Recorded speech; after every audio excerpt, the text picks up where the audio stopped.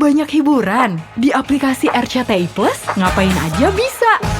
Modus operandinya adalah mereka ini dengan memalsukan tanda tangan. Salah satunya adalah itu. Awalnya dipercaya oleh almarhum untuk mengurus, pertama adalah pembayaran PBB-nya, dikasih surat kuasa oleh almarhum, tetapi berkembang karena terlalu dipercaya pada saat itu oleh almarhum.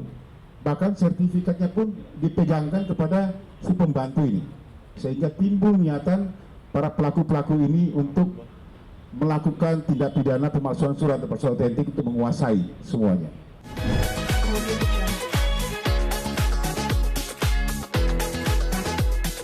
Yang saya hormati Pak Dirkrim Polda Metro Jaya, Kepala Kantor Wilayah Jakarta Barat tadi, Jakarta Barat dan juga DKI BPN, jadi Kanwil BPN DKI Jakarta dan juga dari BPN Jakarta Barat, teman Kasubdit dan penyidik, teman-teman wartawan yang saya hormati.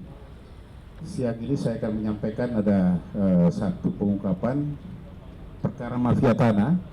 Dari kemarin teman-teman memang sudah ramai, kemudian juga sudah mewawancari langsung pelapornya, merupakan salah satu public figure ya, kalau nggak salah namanya siapa?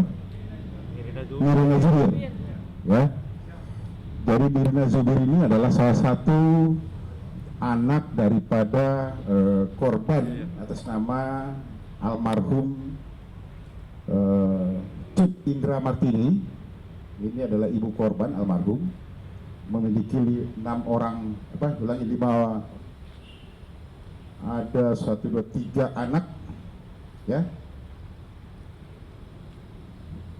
yang melaporkan ke Polda Metro Jaya bahwa adanya dugaan tindak pidana pemalsuan surat dan atau pemalsuan akta otentik, keterangan palsu ke dalam akta otentik yang asli. Kemudian juga di sini ada penggelapan dan pencucian uang. Jadi ancaman di pasal 263, 264, 266 serta 372 dan pasal 34 dan 5 Undang-Undang RI nomor 8 tentang adanya 6 objek sertifikat hak milik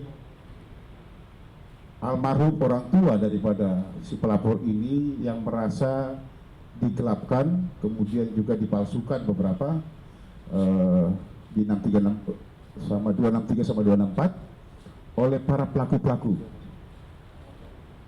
Dari hasil laporan tersebut kemudian didalami oleh penyidik, berhasil mengamankan 3 orang pelaku ya. 3 orang pelaku yang kita amankan ini, ada 2 orang ini adalah suami istri yang merupakan mantan asisten rumah tangga daripada si korban atau almarhum. Kemudian satu lagi tersangka adalah notaris ya, notaris yang berhasil kita amankan. Jadi 3 tersangka sekarang ini. Ini pun sebenarnya belum lagi 5 ya, 2 masih pendalaman. Ulangi, 5 tersangka yang sudah kita amankan, 3 yang sudah saya jelaskan tadi, ada 2 lagi yang masih dalam pendalaman sekarang ini, tapi sudah ditetapkan sebagai tersangka. Kenapa saya katakan ini belum selesai, ini masih terus berlanjut, karena terus terang saja ini masih dalam pemeriksaan lagi dan nanti akan berkembang lagi. Cuma memang ramai karena pelapornya adalah public figure, sehingga teman-teman semuanya mengejar para penyidik untuk bisa disampaikan. Nah, ini saya sampaikan sekarang ini bahwa sekarang sudah 5 orang tersangka yang sudah kita amankan, 3 yang sudah ditahan, 2 ini masih dalam pemeriksaan. Kemungkinan akan ada lagi nanti tersangka lain, ini masih kita lakukan pendalaman karena ini akan berkembang lagi ya. Ini adalah upaya yang dilakukan oleh Polda Metro Jaya, karena kita tahu bersama bahwa Pak Presiden pun sudah sangat-sangat antusias sekali dengan adanya mafia-mafia tanah. Polda Metro Jaya juga sama, Pak Kapolda sudah menyampaikan kepada Dirkrim khususnya untuk bisa memimpin atau membentuk tim-tim bersama dengan membawahi Polres-Polres untuk mengungkap semua masalah mafia tanah. Dan ini bukan hal yang pertama, sudah beberapa pengungkapan dilakukan oleh teman-teman dari Krimum Polda Metro Jaya. Makanya kami membawa di sini stakeholder rekanan kami dari Kanwil BPN DKI Jakarta dan juga Jakarta Barat untuk bisa nanti silakan teman-teman sampaikan, tanyakan apa yang perlu harus ditanyakan tersangkut dengan masalah ini dan bahkan kemungkinan ada yang lain. Tetapi yang saya sampaikan bahwa modus operandinya adalah mereka ini dengan memalsukan tanda tangan. Salah satunya adalah itu. Awalnya dipercaya oleh almarhum untuk mengurus, pertama adalah pembayaran PBB-nya, dikasih surat kuasa oleh almarhum, tetapi berkembang karena terlalu dipercaya pada saat itu oleh almarhum.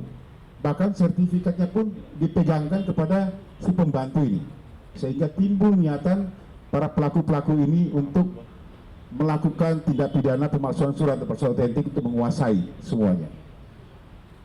Bahkan dia rubah namanya, ya, dari ada 6 sertifikat, 1 dirubah atas nama suaminya tersangka yang laki-laki, kemudian yang 5 ini atas nama istrinya yang juga sama-sama adalah pembantu rumah tangga atau sekretaris pribadi, sekretaris rumah tangga daripada almarhum sendiri. Kemana hasilnya? Ini yang kemudian dia gadaikan lagi, ya, setelah sudah berubah dengan mengajak 1 notaris untuk membantu.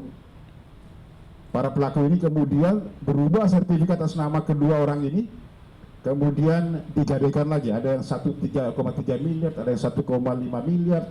Ini yang kemudian dipakai oleh para pelaku ini dengan dibagi rata mereka. Nah, nanti teknisnya seperti apa nanti akan dijelaskan oleh Pak Dirkrimum. Silakan teman-teman semuanya ditanyakan apa yang perlu ditanyakan.